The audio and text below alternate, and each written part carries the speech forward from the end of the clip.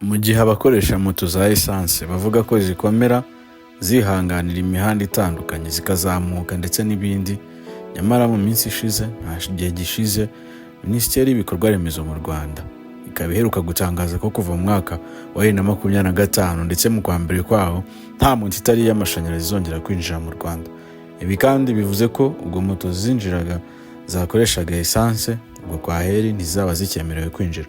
Gusa izari zihari zo nta kibazo zakomeza gukoreshwa. Kubera iki hafashwe uyu mwanzuro umeze gutya? Reka tubivugeho. Minisiteri yo ivuga ko impamvu yabiteye ari uko mu cyerekezo cyo kugira ngo transport ibe ikeye, itanduza ibidukikije kandi idahindagurika mu biciro. Ese koko iyi mpamvu tubirebye mu buryo buri tekiniko cyangwa se mu buryo bufatika niko byifashe? E-bikes cyangwa se electric bikes mu Kinyarwanda ni moto z'amashanyarazi zikaba zageze mu Rwanda guhera muri 2019. Mu kwinjira kwazo biko zizafasha u Rwanda yewe n'isi muri rusange ku kibazo cy'ihindagurika ry'ibihe rikomeje kwibasira isi, zinafasha mu kwita no kubungabunga ibidukikije, zisohora imyuka mike yangiza, kandi binahura n'icyerekezo u Rwanda rufite cya 2050. Gusa nubwo ari uko biteye, abamaze kuzitunga bazi neza ko hari igihe zigira ibibazo runaka nka bateri cyangwa se n'ibindi. Reka tuvuge ku byiza byazo ndetse tunarebe wenda ku bibazo abazitunze bashobora guhura nazo. Urugero, igiciro cyo kuzitunga kiri hasi ugereranyije na esanse. Moto ya esanse usibye kubipfa ikanakoreshwa, ariko hari izindi serivisi ikenera nko kumena amavuta no kunywa esanse. Birashoboka ko na moto y'amashanyarazi yapfa, gusa sibikunda kuba. Nanone nta mavuta ukenera kumena kuko nyine ntiyakenera. Bituma biba byiza ku bidukikije kuko iza esanse uko ushyiramo amavuta ya moteri ndetse na esanse ubwayo bituma moto ikora ikizwi nka emission cyangwa kuyatwika, ubundi uwo mwotsi ukangiza abantu n'ibidukikije. Ikindi twavugaho cyiza ni uko ufashe bateri ukagereranya na esanse, yewe izari zisanzwe zanywaga esanse, ibiciro bya esanse ntibihama hamwe. Urugero, esanse ishobora kuba wenda muri 2020 litiro yarashobora kugura nk'amafaranga 1000 cyangwa no munsi yaho, nyamara ubu ngubu litiro ku mafaranga 1600.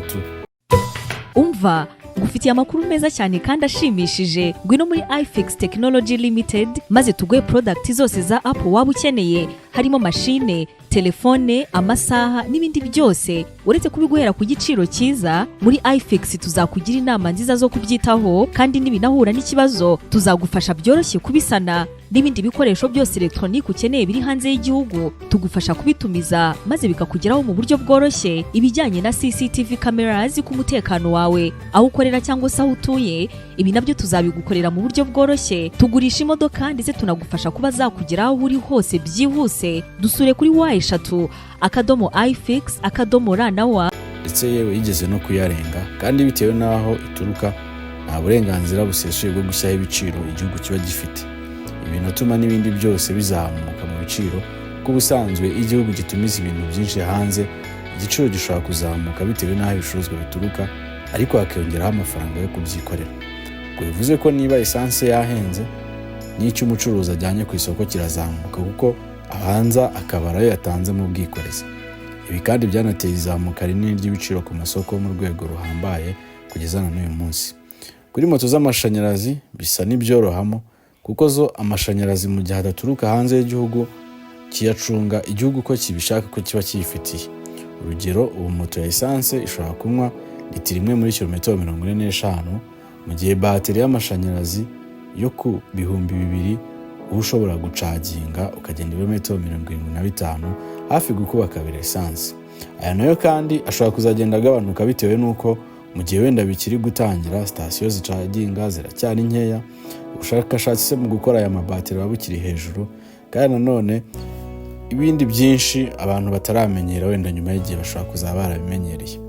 Nanone izi moto z'amashanyarazi ziroroha kuzitwara uzigereranyije n'iza esanse. Mu gihe izisanzwe usanga bisaba imbaraga mu kuzitwara, ujya gushyiramo amavitensi no gufata za feri, izi zo ntibisaba imbaraga nyinshi nk'izo byagusaba igihe utwara iya esanse. Ku bijyanye n'umuvuduko cyangwa speed, abenshi bavuga ko moto z'amashanyarazi zitihuta. Si uko mu by'ukuri zitihuta, ahubwo inganda zikora usanga baraziretse cyangwa se bakagena umuvuduko runaka zitagomba kurenga, kubera ko bazi ko baretse abantu bakisanzura uko babishaka bishobora guteza impanuka. Ibi rero bituma benshi baramutse bazigendeyeho uko inganda zitabiteganyije moto ikarenza umuvuduko runaka impanuka yaba. Ubwo rero baba baragennye umuvuduko runaka kugira ngo impanuka zigabanuke, naho ubundi zajya zigenda nk'ibyogajuru. Hari imbogamizi ariko nanone abazitunga cyangwa se abazazitunga bashobora gutekerezaho no kuzahura nazo. Bateri zishiramo umuriro vuba. Ibi ni nabyo benshi bavuga, kuko bateri zishiramo umuriro vuba iyo benshi bazicaginga umuriro ari uko ushizemo burundu. Gusa ntacyo biteye ku gucaginga niyo wabona bateri ikirimo umuriro. Bateri kandi icyo utarize burya nuko ishizemo umuriro ntago moto ihagarara. Ishobora kugenda ko wenda yagenda igihe runaka ugakandagira kuri pedale moto igakomeza ikagenda igihe runaka kugeza wenda aho umuriro ushiriyemo cyangwa se ugeze aho wacagingira. Mu gihe rero za essence zo iyo ishizemo uracugusa kandi nabwo ntibibe byakunda mu gihe kinini cyangwa ahazamuka. Bamwe kandi banazinenga ko zitazamuka, gusa ahubwo moto z'amashanyarazi ngo zizamuka kurenza essence, kandi mu mihanda mibi ziragenda kandi zikazamuka. Mu gihe za essence bisaba kuba ufite urubaraga kugira ngo ubashe kwitwara. Kuri moto z'amashanyarazi akenshi usanga zipima hagati y'ibiro 25 yewe no kugera kuri 40. Nyamara moto zisanzwe zo zipima hagati y'ibiro 10 kugera kuri 20. Izo ni za essence. Birumvikana ko iz'amashanyarazi ziba ziremereye, ubwo kuzitwara bizajya bisaba urubaraga. Nanone twavuga ku giciro. Moto z'amashanyarazi ziba zihenze kurenza iza essence. Ubusanzwe izisanzwe abenshi bazi izitwa za Tevis n'izindi ushobora gusanga wenda zagura hagati y'amadolari 1000 cyangwa kugeza ku 1500. Ariko moto nziza y'amashanyarazi ishobora kugura hagati y'ibihumbi 3 kugeza kuri 4 by'amadolari ndetse no hejuru. Nubwo zoroshya akazi zirahenda, zapfuye kuzikoresha birahenda cyane ko n'abazikora kugeza ubu bataraba benshi. Bateri nayo ipfuye irahenda kuyigura, kwako iyo urebye usanga nka bateri uramutse uri buyigurire yaguhagarara guhera nko ku madolari 700 bitewe nabwo niyari.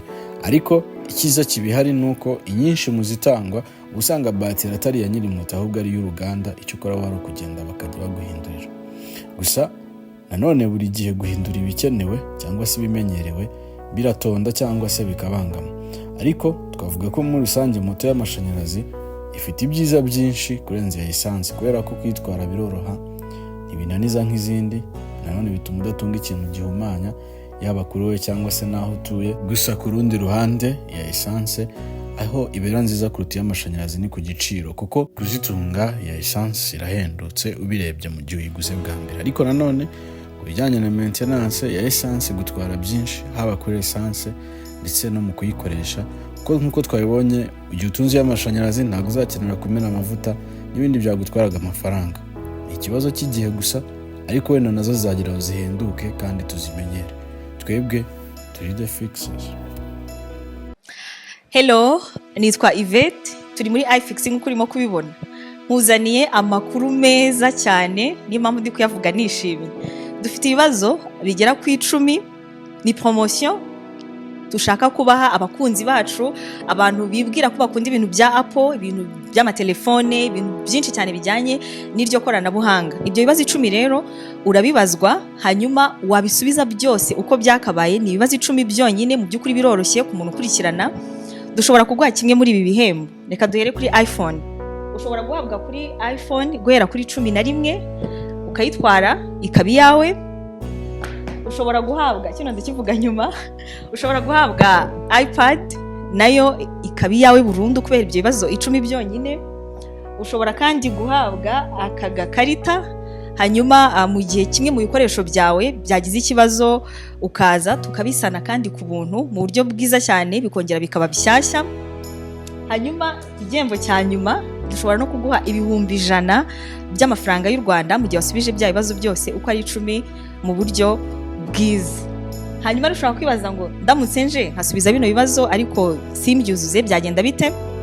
Ufite amahirwe agera kuri 3 yo kugaruka kwiyandikisha.